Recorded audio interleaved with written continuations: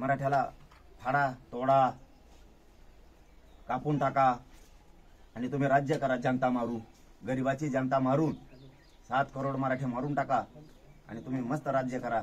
वारे शब्द वारे नियत. पण अंमलबजावणी जर नसेल, उद्या सकाळी 10 वाजता शांततेत महाराष्ट्रातला मराठा निघाला, बदल होणार नाही. ती अवस्था नाही म्हणायची त्याला, ती बोली भाषा आहे. त्यात बोलता बोलता पण म्हणत होतं यायला सकाळ चहा पाजणारे, त्याला तुम्ही गैरअर्थ धरू नका. कारण तुमची आई ही आमची आई आहे. तुम्ही राज्याचे प्रमुख आहेत म्हणलं, तुमची आई सुद्धा राज्याची प्रमुख आहे. लेकर आहेत आम्ही राज्यातले. एखादा शब्द गेला तरी ते भाषणात ती शिनायची, तरी 1 मिनिटात आम्ही काय म्हणलो, आम्ही शब्द मागे घ्या, याच्यापेक्षा काय पाहिजे. पण ते जीवावर आले द्यायचं. सगळं खरं आहे. सगळ्या रास्ता मागण्या येतात, लोकशाहीला धरून येत, कायद्याला धरून येत, संविधानाला धरून येत. त्यांच्या लक्षात आलं दस्तावेज जर सरकारी गॅजेटियर द्यावाच लागणार आहेत मराठ्याला आता. मग हे मॅनेजर होत नाही, हे फुटत नाही, मग द्यावा लागत. मग काय करायचं तर राडका डावा मांडायचा आणि मग हे मराठीने वळ केलं. अरे हे याच्या जीवावर आलं द्यायचं. आता तर मुंबई चला, कारण निर्णायक टप्प्यावर आंदोलन आहे मराठ्यांनो, निर्णायक टप्प्यावर. आता घरात झोपलात, जाहीर सांगतो तुम्हाला मी, तुम्ही जर आता घरी झोपले, जातीचं आणि जातीच्या पोराचं वाटलं तुम्ही केलं. मी तर चाललोय मुंबईत, तुम्हाला यावंच लागणार आहे. आता तुम्हाला काही संकेत मिळाले का मराठ्याला की सरकारला पुरी फाटली? कारण त्यावेळेस गिरीश महाजन साहेबांनी सांगितलं होतं, पुन्हा पुन्हा आठवण करू देतो. जरांगे पाटील तुमची मागणी अशी म्हणे, मराठा आणि कुणबी एक आहे, त्यासाठी आम्हाला समिती नेमून द्या. समिती नेमल्यावर आपण आधार मिळतोय का बघू आणि मग कायदा पारित करू. मराठा कुणबी आता 58 लाख नोंदी मिळाल्यात. आता कायदा पारित करायला लागतोय मराठा आणि कुणबी एक. आता बोलायला जागा नाही. गॅजेटियर 13 महिने झाले अभ्यासाला घेतलेले, 13 महिने. आणि मग आता ते पण द्यावं लागतील. मग काय करायचं तर मराठ्याला तर द्यायचंच नाही आरक्षण. हे पोरग तर मॅनेज होत नाही. मग आता आपल्या लोक येण्यात काढतील. वेळ दिला नाही म्हणा, 2 वर्ष दिला म्हणतात. त्यांना बोलायला जागा नाहीये.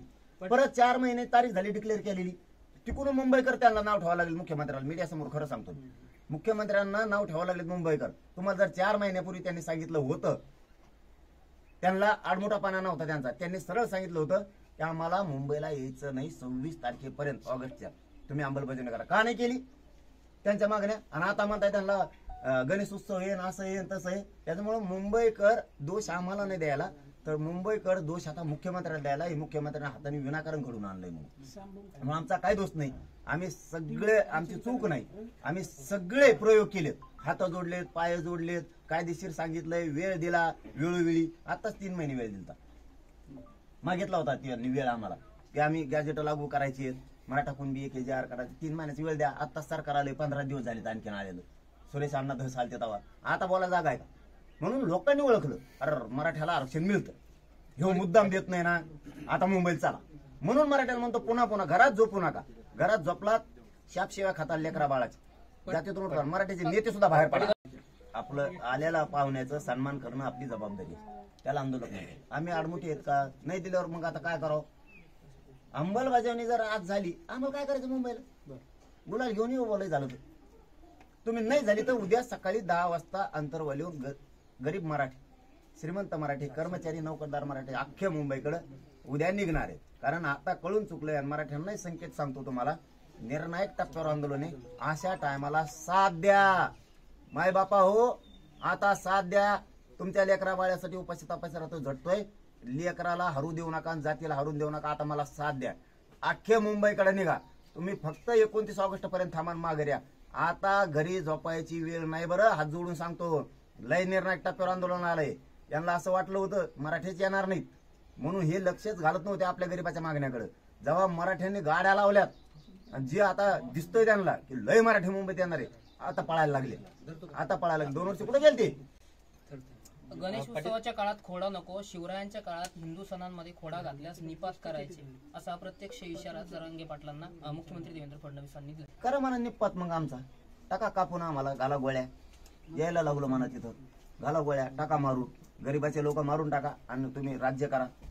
मराठ्याला फाडा तोडा कापून टाका आणि तुम्ही राज्य करा जनता मारू, गरीबाची जनता मारून 7 करोड मराठे मारून टाका आणि तुम्ही मस्त राज्य करा. वारे शब्द वारे नियत, म्हणजे आमचा निपात करायचा आणि तुम्हाला जगायचं.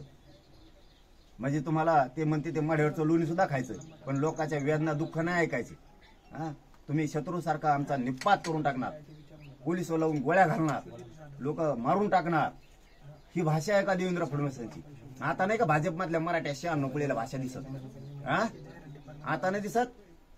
जर आमचा निपात करू म्हणतेत, दांडव करू म्हणतेत, त्याचा अर्थ तेच होते, कापून टाकू, फडशा पाडू म्हणतेत. आता नाही का मराठी भाजपमधले नेते मंत्री आमदार झोपले का? आता नाही का तुमचा मराठ्याचा 96 जागा होत? मी तर तुमच्या लेकरासाठी झटतोय आणि मला उघडं पाडायचा प्रयत्न, मला आरोपीच्या पिंजऱ्यात उभा करतात का? हे मॅनेज होत नाही, फुटत नाही, हे इमानदार आहे, जातीला आरक्षण मिळून देईल, याला बदनाम करा, याला काहीतरी उकरून आणा, याला काहीतरी धमक्या द्या, पोलिस बघून घेते म्हणा, काही म्हणा, पण बदनाम करा. मराठ्यांना फक्त एवढंच सांगतो, सरकारने मला उघडं पाडा ठरलं, उघडं पडू देऊ नका, मला साथ द्या, तुम्हाला हात जोडून सांगतो.